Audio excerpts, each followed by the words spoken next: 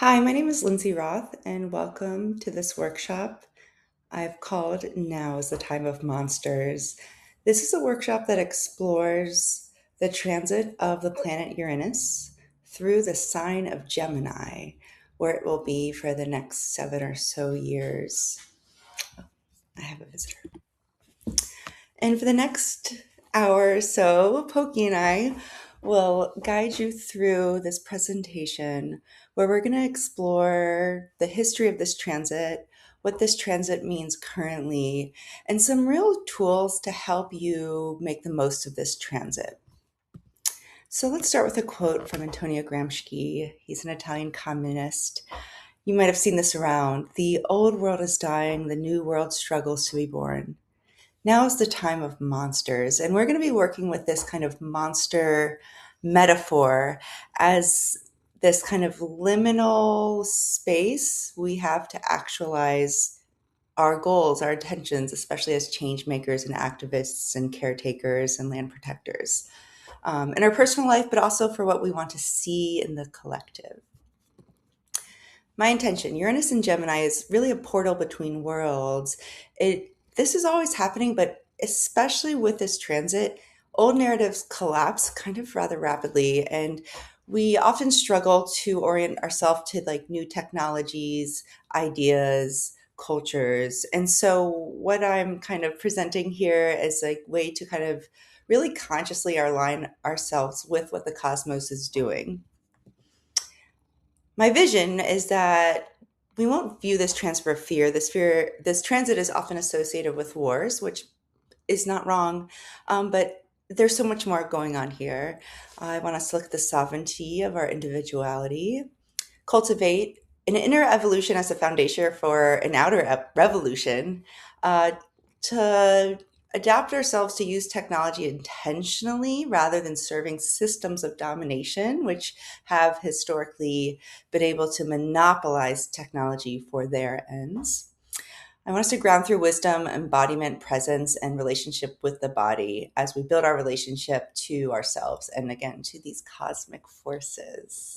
My aim is to restore power to disenfranchised people, and to participate in the creation of a more liberated future.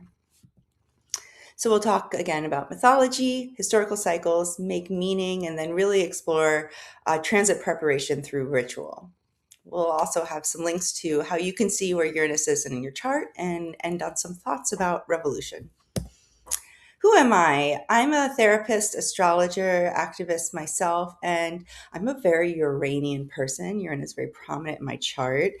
So I'm really familiar with Uranus's weird energy. So I'm here to kind of translate for you. I became attuned to Uranus, especially in my work co-hosting the Histrology show, and that's where we look at the natal charts of famous historical figures of the past. And I have just been really fascinated by this Uranus and Gemini transit. And personally, I'm going through my own Uranus opposition at age 40, or starting to. Uranus is transiting my 10th house, my house of career and public image. So this presentation is also my effort to manifest what I want with this cosmic energy. Let's talk about Uranus. Uranus is a weirdo. It spends about 7 years in each sign, right? So it's just in Uranus and Taurus. It moves, and so its full rotation around the sun is 84 years, give or take. It's a real wacky planet, so it's never precise. I love Uranus because most planets go this way, Uranus goes this way. And I think it's really cool. Uranus was the first planet that we discovered with a telescope. And I feel like the way planets come into our consciousness is really kind of representative of like what they can mean to us. So again, it's all about disruption, innovation, awakenings. It was in the sign of Gemini when it was discovered as well. And Uranus has a funny name. It's also called Uranus, and I think that's very aligned with its character. It is very unserious. It is very silly sometimes. Right. And here's the glyph of Uranus. It's actually an alchemical symbol that combines the glyph of Mercury and the sun. And it really represents the humanity's connections to the heavens. And that's who Uranus is. It's named after a sky god in Greek mythology. Uranus, the sky god, was once married to Gaia, the earth god, and there's real separation that occurs between heaven and earth once his sons revolt, chop off his testicles and throw them into the ocean. I encourage you to check out that myth. It's pretty interesting, but it really kind of, we're already seeing this kind of duality form, and that really is indicative of our current consciousness about earth and heavens as very separate. As an astrologer, I'm really trying to bring them back together. And it really shows the cycle of constant revolution, right? The new will always, replace the old. Uranus tried his best to imprison his children so they wouldn't revolt against them, but here we are. And the planet Uranus is often associated with the myth of Prometheus. And a lot of astrologers actually believe that Prometheus should be the name of this planet. And so, whatever you believe, right, the kind of collective memory of this planet, this archetype really includes the story that I'd like to add here. Prometheus is ultimately a myth of technology and consciousness. Prometheus was charged with forming humans out of clay. And when he did so, he kind of went behind Zeus's back, the king of the gods, and he gave the humans access to fire. And so Prometheus will be punished for eternity for all of this. And I think it's interesting to see like what giving humans fire has done. It's given us the opportunity to cook our food and warm our bodies, but there's also a tremendous amount of violence and destruction associated with fire. So it really speaks again to this kind of like double-edged sword of any kind of new technology we humans get access to, oftentimes before we have the wisdom to know how to manage it. Speaking of duality, that's what Gemini is all about, which is why there's such a powerful connection between these archetypes. Let's start with the kind of stereotype of Geminis. Geminis get a bad rap, and I've been called a Gemini apologist. I really am here to advocate for all zodiac signs, but I think one of the reasons Geminis are so maligned in our modern culture is we really want to think there's one truth, one story, and what Geminis are so good at is they can occupy a place of so many different perspectives. They can see all sides of the stories. If you know a Gemini, they might be known to play devil's advocate. It's not meant to be singular or fixed. It's a sign of movement and exchange and multiplicity. I have some images here, of course, of the constellation Gemini, of a jester, which is another kind of archetype associated with both Uranus and Gemini, and the magician. The first card of the tarot deck is considered very Gemini, and it's a reminder that the words we use create our reality, which can be kind of scary, right? Because that means reality is not fixed. It's ever unfolding, and kind of my whole point in this presentation is as it unfolds, we have a right to engage with it. And Castor and Pollux are those twins that we see in the sky. One was immortal, the other was mortal, and they were gifted this opportunity to be together in eternity as a constellation. And again, so this twin energy symbolizing duality, paradox, communication between worlds, multiple selves, fluid identity, and at times contradiction. So the Gemini, so when we're looking at a transit, we're going to kind of combine the different archetypes, right? And sometimes the whole is greater than the sum of the parts. And I just get this like kaleidoscopic image in this moment of Uranus and Gemini. So it has endless possibilities, but again, an opportunity for a lot of confusion.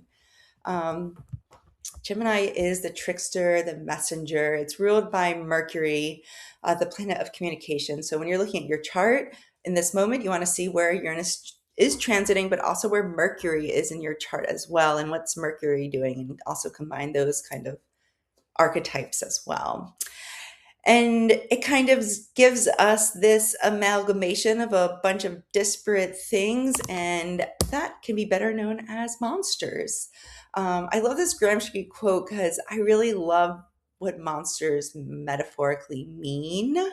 It can represent what society rejects, fears, represses, or refuses to integrate, and why we see them in cinema here as like Frankenstein or a mermaid, right? All these like things coming together that shouldn't be, right? The animation of a dead body, a fish and a woman coming together.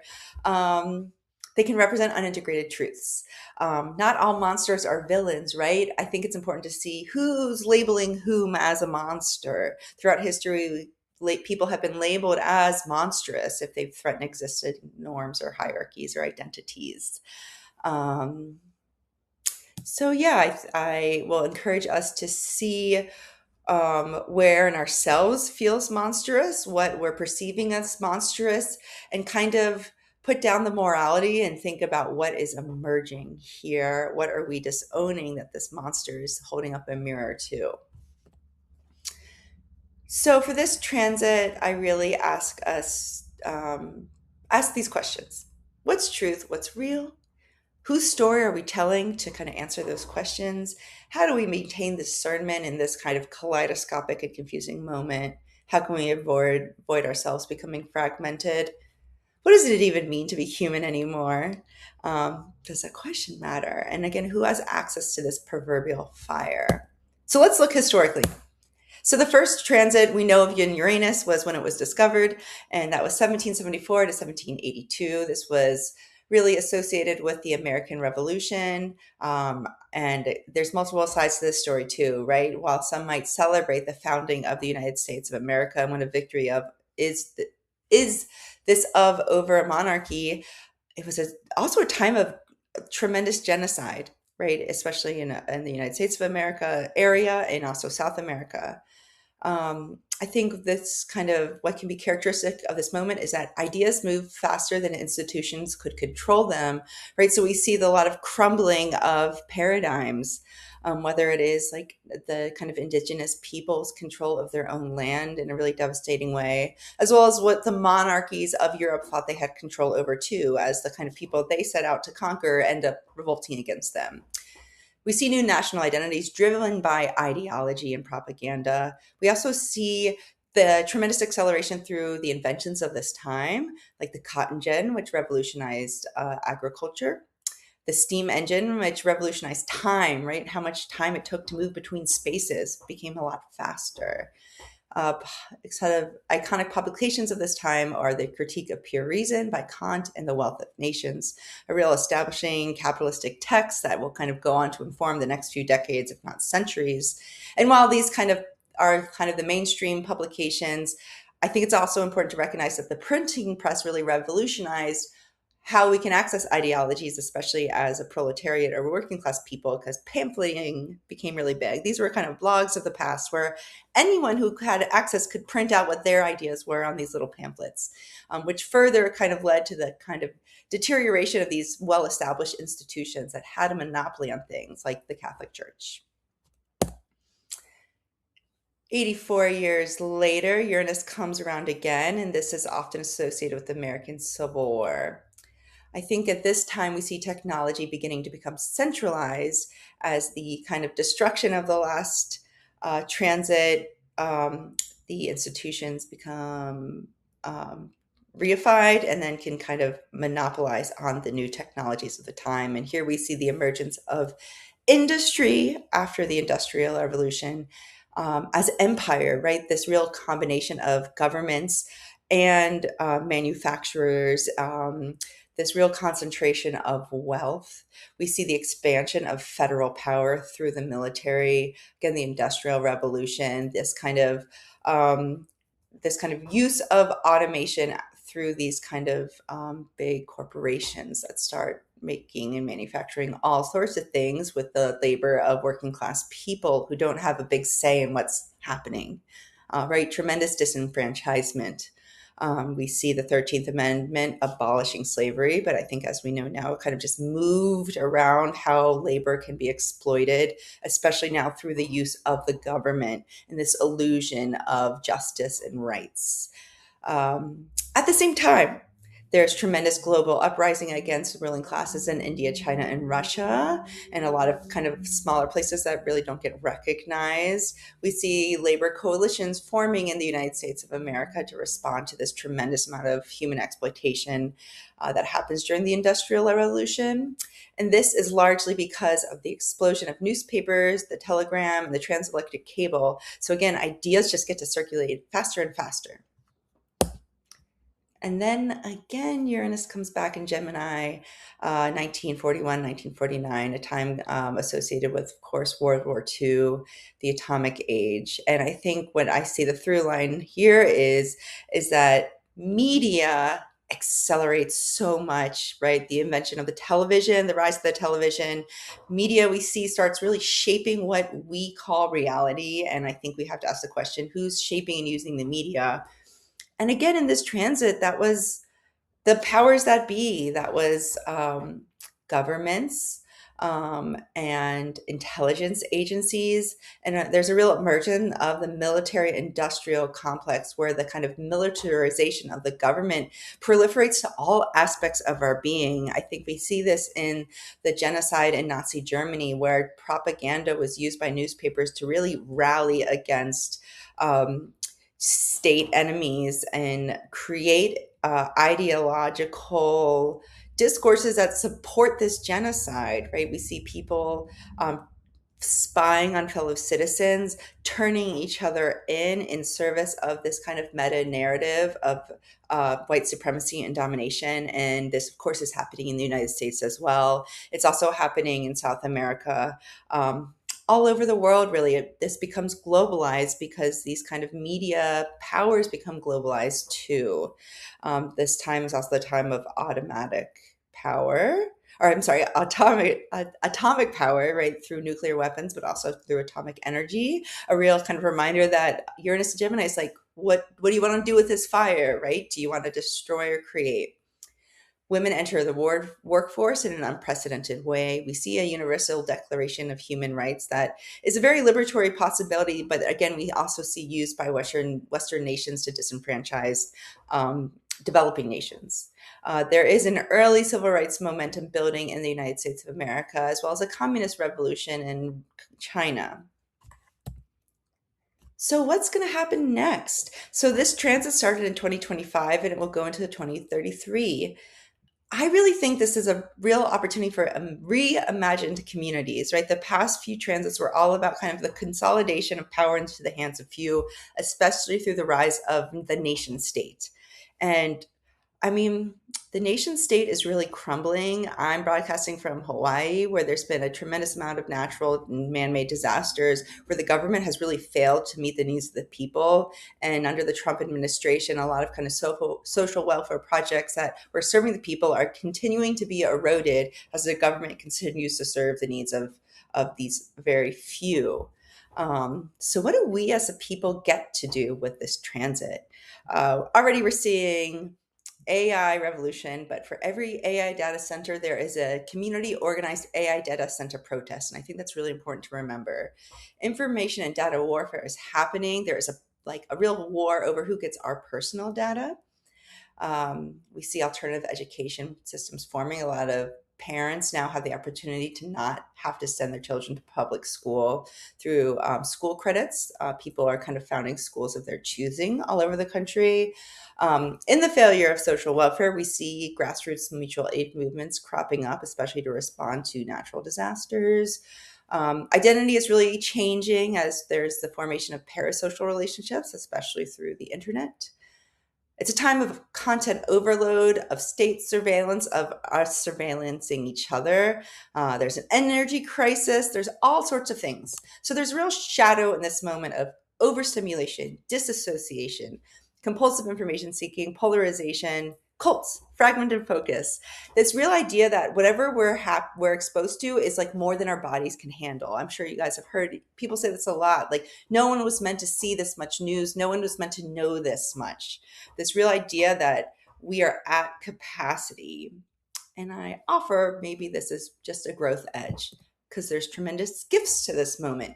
New forms of learning, a decentralized community where new leadership can emerge, innovations in healing, expansions in consciousness. There's a real kind of new spiritualist awakening, new language emerging for human experience.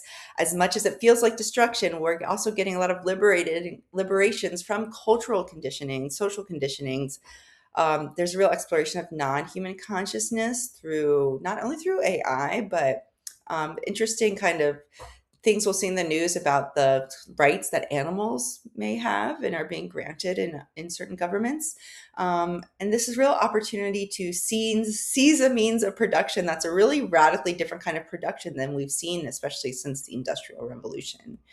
Um, it's not just about things, it's about ideas and data in a really new way. So let's harken back to this mythic lesson of Prometheus. And again, think about how are we going to handle this new fire we have accessible to us? It can be to create or destroy. In my kind of historical take, these tools have remained vulnerable to manipulation by empire and other dominating systems because, of course, because they have a lot of power. But I think we, as the people, the proletariat, the working classes, we can also cultivate a greater self awareness so we can utilize this moment strategically and with integrity. Um, I think it's important to recognize that a big part of this Uranus transit is going to be aligned with a trine to Pluto in Aquarius. So Pluto was discovered was discovered in 1930.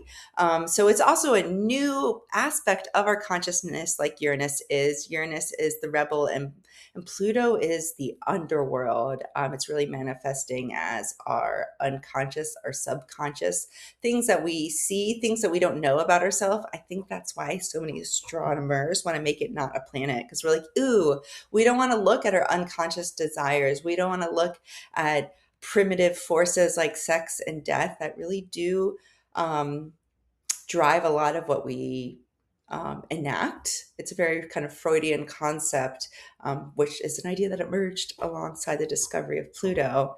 So I really think the way we prepare for this transit is by also uncovering these Plutonian forces at work at this time too. So we can do that with shadow work, embodiment, attunement, and conscious participation. And I'll review all of that here.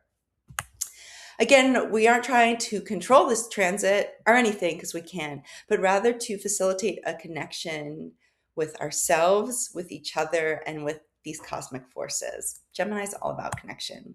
So let's look at how to do it. So this word might be familiar to some, it might not be to others. It really comes from psychoanalytic theory, which is like, we have the person we see, like me, I'm Lindsay, this is my ego, this is what I want to present to you, but every person has a shadow, right? These unconscious or subconscious forces. And one of the ways we kind of evolve as a human is we become conscious to the hidden or rejected parts of ourselves, the parts that are shaped by conditioning, by trauma, by our ways we learn to survive these traumas. It's not a bad thing. It's kind of like a monster, right? It just kind of is the parts of us that we might disown because we think we are supposed to. It might be instincts we've learned to think of as bad because of Christianity or whatever kind of moral domination is telling us these parts of our humanity should be rejected or suppressed. Because it's such a site of creativity, power, and truth. When we do shadow work, we aren't trying to be perfect. We're trying to be integrated, right? So recognizing that we all have like a part of us that we might not be comfortable with, but the more we own it, the more powerful we become. And I also think we need to do this so we don't keep replicating the same systems of domination within ourselves, within our own communities, which we see happening, especially if you are an activist. How do we end up kind of fighting the police, but we end up policing ourselves with the same sort of discipline and control that we're fighting against? And it's because we aren't looking at our inner police officer. So the monsters exercise. This is actually really similar to a lot of exercises you might do with children, as like creating a mask that we wear to the world. It can be like a fun arts and crafts project that a lot of therapists do. But what I'm asking you here to do is quite literally, if you want to get creative or just in your mind or in your journal, create a monster representing your shadow self, right? What does it look like? What does it fear? Where does it live? What society might call it? And what wound created this? For me, I like to play with this idea of a cookie monster representing my addicted self. I've struggled with addictions as long as I could remember. And it really comes from like a lot of addicts, like a wound of alienation, and a wound of a feeling of scarcity. So the more I kind of become aware of this monster that, gosh, I really don't like, I realize how much I've been trying to nurture and nourish myself, from a real primitive place that I can evolve and make more sophisticated when I bring conscious awareness to it. In this part of myself I don't like, I've found a real truth, a real creativity. I've found where my boundaries have been being violated and where I've used addiction to kind of mitigate that. So there's such a true empowerment when we're willing to look at our inner monsters. And again, have fun and be creative with this. Another thing you might want to do with friends or again in your own minds or journaling is tell a fairy tale reversal. What would it look like to tell the story of Goldilocks from the bear's point of view? Maybe they're just trying to redistribute resources, right? So I encourage you to kind of reclaim these villains like the witch or Medusa or Eve or Lilith. Oh my gosh, so many of them are women, right? What could we benefit from hearing this villain side of the story? It's a way to explore repression, power, conditioning, societal shadows that we internalize in ourselves by looking at the stories we continue to tell amongst each other. And maybe try and create new fables to live by. I think it's important we accompany this shadow work. That's such an intellectual engagement with true embodiment. Gemini rules the mind, Uranus rules the nervous system. There really is such a risk of really being so disembodied as we tend to live in the mind and be kind of hijacked by our nervous system. So embodiment is all about presence by returning through the body, through breath, sensation, movement, and nervous system awareness. The fun thing is, this is so primal and primitive. It's what our ancestors have been doing way back into the dinosaurs, right? So it's stuff we actually really know how to do that. I think in modern times gets really disruptive, gets really overcomplicated and overthought. So let's really just ground back in ourselves in the most simplest parts of being alive. And a lot of reasons this is important is our psyches don't know the difference between like the real and imagined worlds, right? That's why we might be exposed to new stories that are so dysregulating, even if we aren't feeling them ourselves. We don't know the difference. Our bodies don't know the difference between remembered danger, imagined danger, or actual danger. So you literally might be in a fight or fight kind of response state, even just going online or even hearing about someone else's story. So if you want to be an ally to the people you care about, to the communities you care about, I really encourage you to orient your body to get out of survival mode activation so you can build your capacity to manage trauma and danger. I'm not trying to say like, watch out, but I mean, we know that we're already experiencing so many wars and genocides in this moment. And for those of us who aren't living through them, what can we do to expand our capacity to be supportive to those who are? And we really do owe it to them and ourselves to cultivate this kind of strength. And we do this in really delightful ways. One, by truly loving ourselves, through this exercise I'm calling self-contact, for lack of a better word. So for those who do yoga, this might be really familiar, but simply resting your hand on your heart, your hand on your belly, really reconnecting with your bodily sensations. And all you have to do is observe them. Don't change anything. We're always trying to change how we feel through what we're consuming, whether it's food and drink or drugs or media, right? Just be with yourself. Simply observe the temperature of your body, your breath, your heartbeat. Ooh, I needed to do that.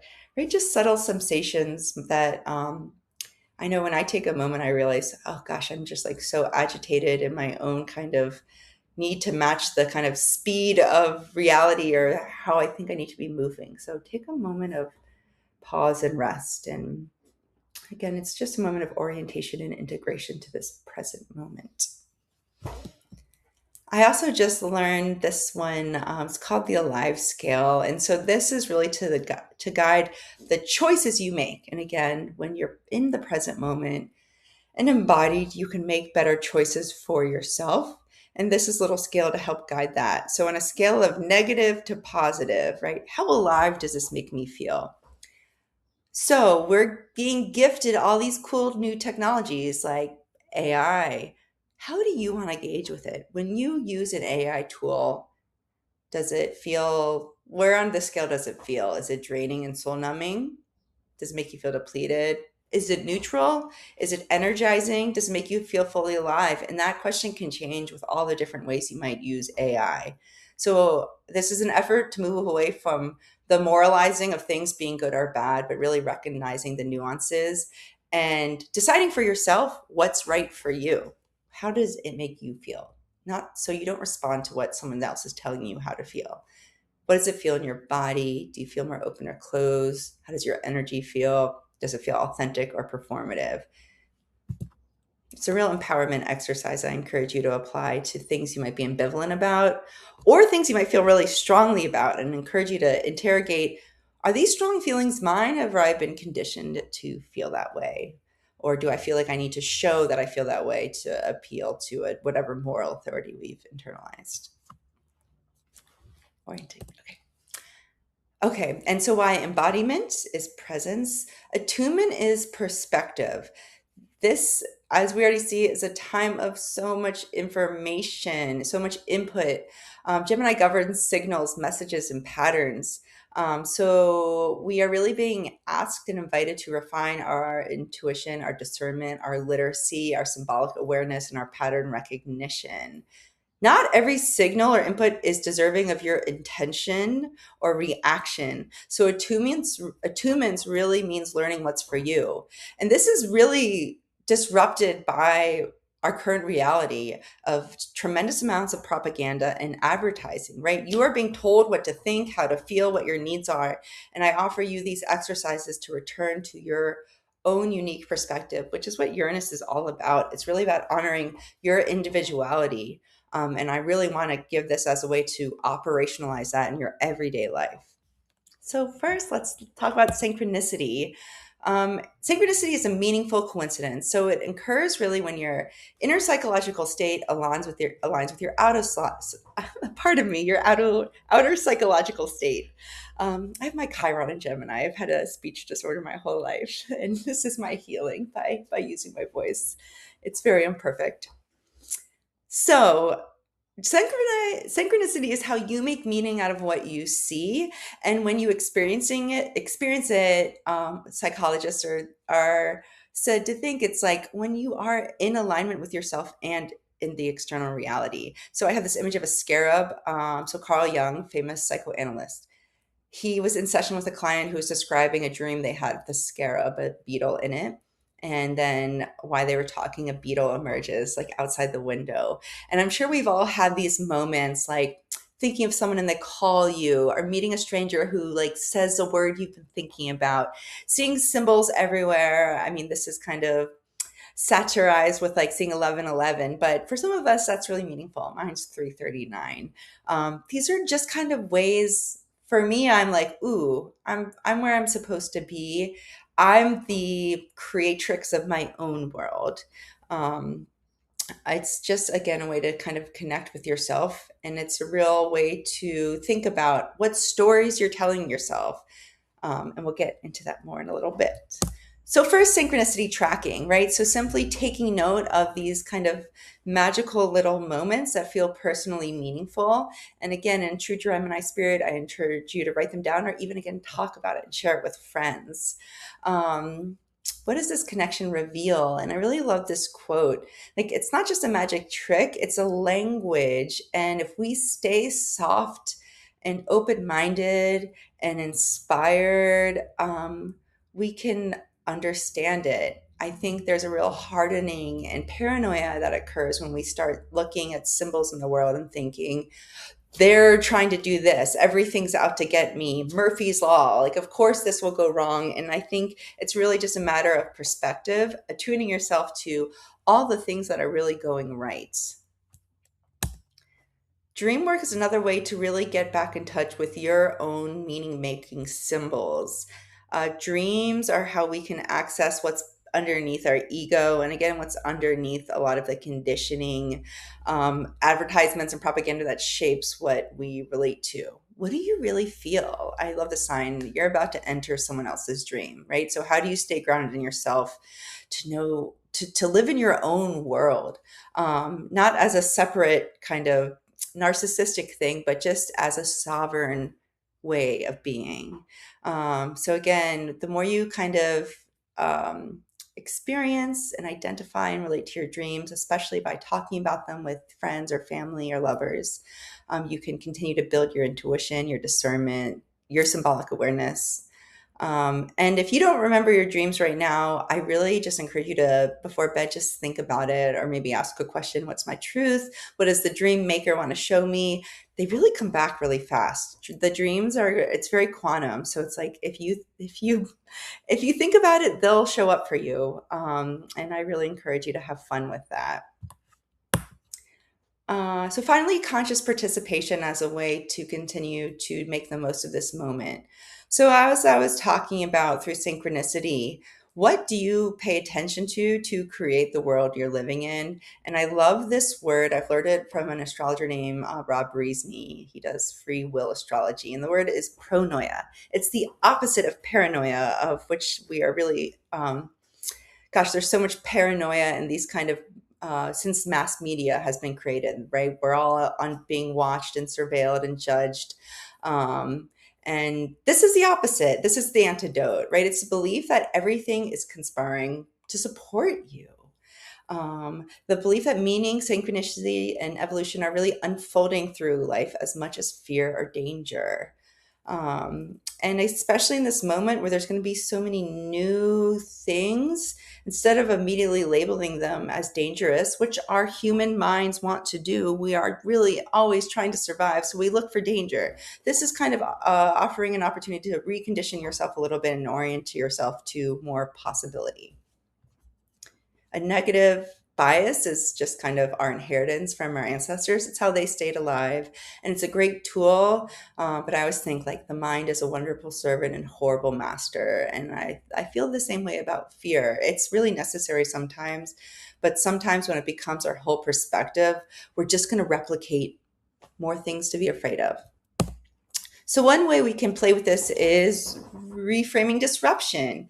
This is a very anarchist moment, and I think it's important to remember this anarchist phrase, right? Destruction is creation. So when something difficult happens that we label as bad or inconvenient, what might it actually be making space for? What part of you is being asked to evolve? What part of an identity you actually don't connect with anymore is dissolving? We can't have a new world without the destruction of an old world. So I really ask you to reorient your relationship with death, destruction, as again, one of possibility. We can also do this through a simple practice, right? This is like making a gratitude list. Like it's simply practicing a new way of thinking. I know when you're depressed or in a state of grief or despair, and someone's like, just make a gratitude list. I don't like that, but practice this when you aren't in a state of despair, so it becomes easily accessible to you. And this is very simple things: stargazing, ocean watching, enjoying the arts. And even if you are living in a place where you don't have access to the stars or the ocean, there are so many things online. So in true Uranian fashion, how can you use the technologies that we have to create awe, right? Especially as opposed to fear or stress. Another way I think it's great to kind of play with cosmic alignment and synchronicity, and a real way to see that your inner and outer worlds are always in connection with each other is through tarot. If you don't have a tarot deck, get one. It's really fun to see how these patterns can kind of emerge, and how certain cards show up for you just when you need them to. And I offer this fun kind of spread to kind of play with the themes of this presentation about looking at the kind of trickster archetype to undo a false self, to re-regulate the nervous system to a new frequency that is authentic, and yours and not controlled by others. I truly believe an inner evolution will create an outer revolution. So, this presentation is all about how to maintain your integrity during collective upheaval. How do you find your authentic self beyond programming? And how do you use that self to participate consciously in the transformation of this moment? Um, how do we use this transformative potentiality to truly create a revolution that's going to serve all creatures of this world? I think if you're watching this, you care about yourself, you care about the next generation, about all non-human creatures of this planet. I think a lot of us want to protect them and create a more liberated future for all. And I offer these tools as a way to do that. And Gemini is all about community networks. So some kind of things to think about to kind of manifest these kind of inner knowings in an outer way is to engage in storytelling circles or dream groups. Really focus on your local community as opposed to like global movements. I don't think this is the time for that. I think this is really about honoring this moment of decentralization and really focus on what's going on in your immediate surroundings, right? So we aren't like saving the whales, right? What does your unique community need? How can you really connect with your neighbors to identify the needs of your community and meet them together? Because this idea that some larger force is going to come in and save you, I think that's really going to be disrupted at this moment. And we're already seeing that. We do this through honest conversations, collaborative learning models, and collective rituals. And I really think we should have joy and pleasure and connection drive our kind of resistance to domination. It can be fun. So what do you have to offer? This link will be in the description of this video too. You can see where Uranus is transiting in your chart to see kind of where liberation might be unfolding for you. Where you might be experiencing instability, but how you might also reframe that instability as innovation. And you can also see where Pluto is in your chart as another kind of real impactful part of this moment, and where it relates to Mercury in your natal chart. If you want more information on that, please contact me. I'm an astrologer. I'd love to do a reading, and I offer sliding scale for people in need. And I really want to reach people doing kind of change work. Thank you. I honor you. And this image is from Big Sky Astrology. I really love it. And just a final reminder that the future isn't fixed. The old world is dying, but a new world is being imagined through us if we honor every part of ourselves, especially our subconscious. The future is being shaped every day by our acts, and these kind of rituals and exercises are being shared so you can kind of engage in acts with presence, with perspective, to honor your creativity and courage.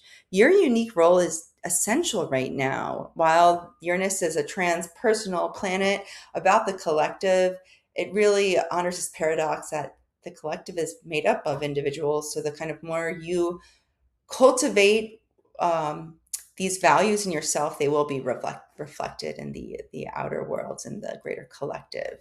And Gemini reminds us this is all done through our connections and relationships. So thank you so much for watching. Please comment, like, or share if this is meaningful to you.